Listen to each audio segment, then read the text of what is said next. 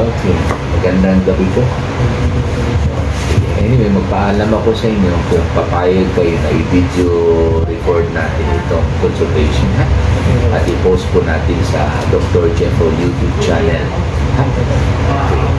Para marinig tayo sa ating mga audience tungkol sa mga sakit, para alam nila kung anong dapat inumin, anong dapat gagawin, anong dapat iwasan, para maiwasan din nila yung magkakasakit, ha?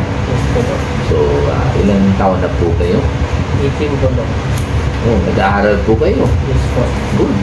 So, grade 10 po, grade 12 po kayo? 12 na? First year college. Good. Saan kayo nag-aaral? UM po lang. Okay, anong kurso mo? Tumulong. Private yan, ha? Kaya ayusin yung pag-aaral mo. Naku, mahal ng tuition ngayon. Sino nagsusuporta po sa inyo? Mami pa po. Swerte kayo. Kaya dapat swerte rin ng papa mama mo, ha? Paano maging swerte yung papa mama mo? Ayusin mo yung pag-aaral mo. Yun lang hinihingi ng mga magulang ngayon. Ang konsuelo nila ay pakiserious yung pag-aaral para maging magaling na professional kayo. Ha? At hindi lang na mag-graduate po kayo, pati rin magkasap kayo sa board exam. Ha? Kaya pag wala kayong ginagawa, magbasa kayo ng yung libro ng mga major subjects ng criminology. Ha? So, ano pong problema natin? Ubo. Ilan araw na po yung ubo ninyo? Dalawa na po. Ibig sabihin, it started yesterday. Nag-umpisa kahapon. So, hanggang ngayon, lumalala po yung ubo ninyo? Marang nagagrabe, lumalala? So, it's getting worse. May fever po kayo? No fever. Itchy throat, makati po yung lalamunan ninyo. Makati. Katula ang bukunan. Okay. May amoy lamsa pag magubuko kayo. May amoy taya. May baho na lamsa or taya. Wala naman po. Okay. Hindi naman po kayo nagsisigarilyo, no? Alak, hindi rin. Dapat. No? So, may sipon po kayo. May sipon. Anong kulay ng sipon? Puti rin? Puti. Hindi po yellow. Hindi rin po dilaw. Hindi rin po green. Nag-try na po kayo ng gamot?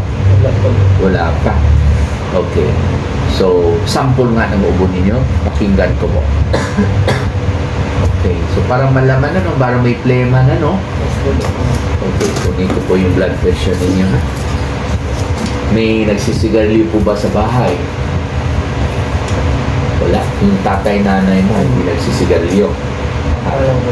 Nagsisigarilyo yung papa mo.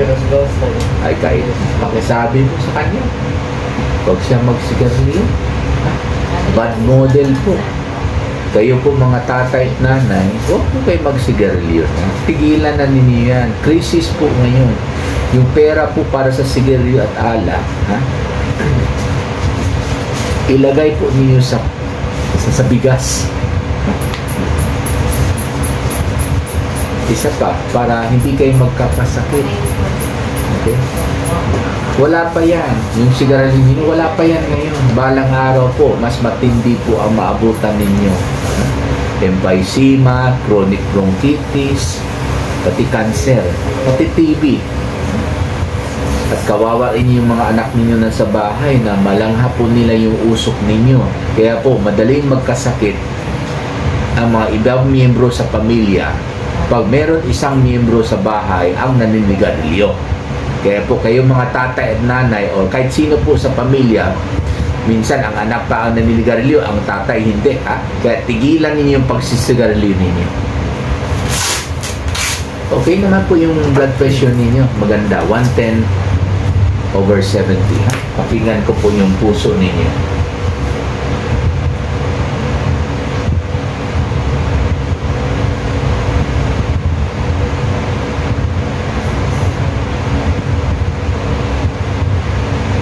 Maganda yung puso ninyo. Silipin ko po yung ilong ninyo. Pakitanggal po. Okay, maputla. So may allergy. Open your mouth, ha? Dito natin ito.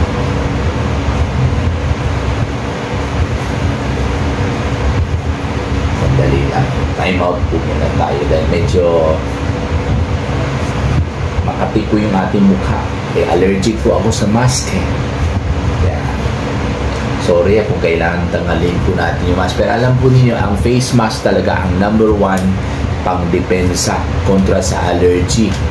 Kasi yung alikabok, pumapasok sa ilong, kaya itakpan natin sa face mask. At number 1 pang kontra sa infection.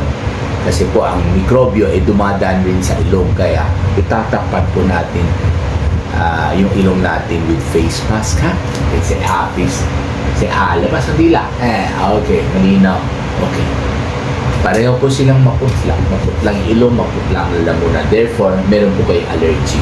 Pwede rin ito sa exposure sa smoke ng sigarilyo. Pakibalik na lang po ang inyong face mask. Dali lang. Mahirapan akong tumayo kasi na-stroke kasi ako. Medyo mahina po yung paa ko. Nga kayo malalim. Kasi, sige pa po. Pakibaba po natin ito para sit straight.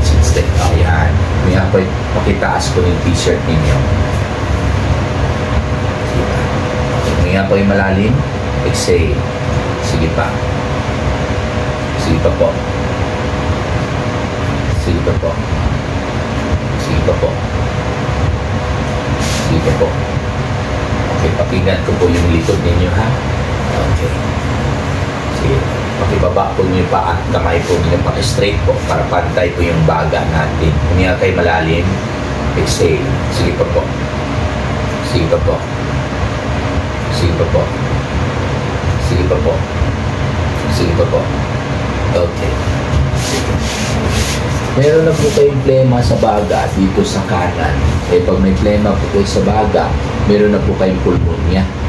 Ang pulmonya or pneumonia, pareho lang yan. So, ang ibig sabihin na meron kayong infection ng baga. Dalawang dahilan. Number 1, mikrobyo. Okay, mikrobyo galing sa hangin, pumasok sa ilong mo, ay dumiretso po sa pinakadulo, yun ang baga. Pangalawang dahilan, hindi lang mikrobyo talaga, sa totoo lang ang dahilan. Ang number 1 dahilan, kasi ang number 2 yung mikrobyo. Ang number 1 po, dahil po sa pagbagsak ng immune system ninyo, yung resistensya ninyo. Okay? So, bakit bumagsak? Walang iba, kundi late matulog. Anong oras kayo natutulog? 11 po. Ayun. Buti sana kung nag-aaral kayo. Hindi naman. Basta after 7 o'clock, patay ng cellphone, patay ng ilaw, patay ng television, wala nang chika-chika, wala nang marites, tulog. Pwede lang kung mag-aral kayo. Ha? So, hindi po pwede kayo matulog after 7. Hindi po pwede hindi kayo matulog. Hindi po pwede hindi kayo matulog after 7 o'clock ng gabi. Dapat 7 o'clock tulog na. Pwede lang nga kung mag-aral pa kayo. Ha? Okay? So, masama yan. Pag late matulog. Kasi babagsak yung resistensya natin. Kasi ang pinaka-the best paraan para lumakas yung body resistance natin, para lumakas yung immune system natin, ay walang iba kundi tulog. Yun na nga sinasabi ko na best vitamins. Number 1, dagdag ng tulog. Number 2, bawas ang pagod.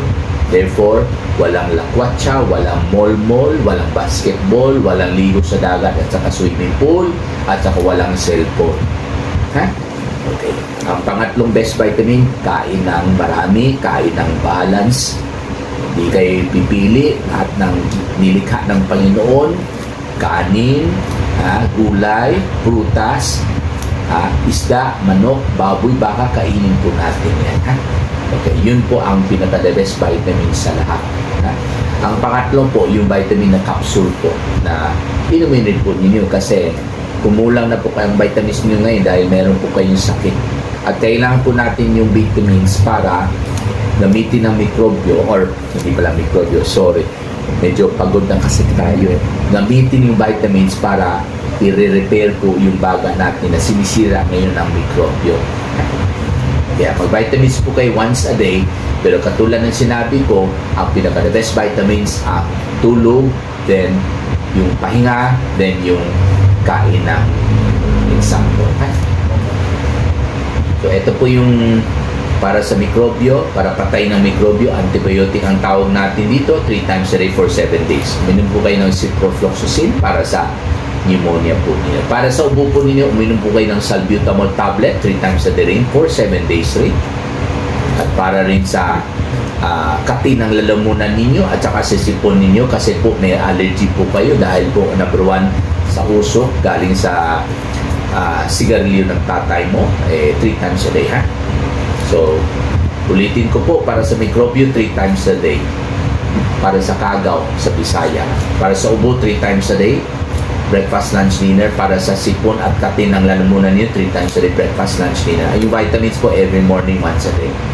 Pero ngayon din, mag-start na po tayo uminom ng para sa umaga kasi hindi kayo mag-inom ng gamot sa umaga. So, inumin po niyo yung breakfast dose ngayon, now, kaagad. Then, after 3 hours, mga alas 10 ng gabi, inumin po niyo yung lunch doses. Then, after 4 hours, 2 a.m. ng madaling araw, inumin niyo yung pangatlong doses. Para ngayong araw na ito, makatatlong beses na tayo dahil hinahabol po natin yung mikrobyo. Then, starting tomorrow, after breakfast, after lunch, after dinner, ha? Okay?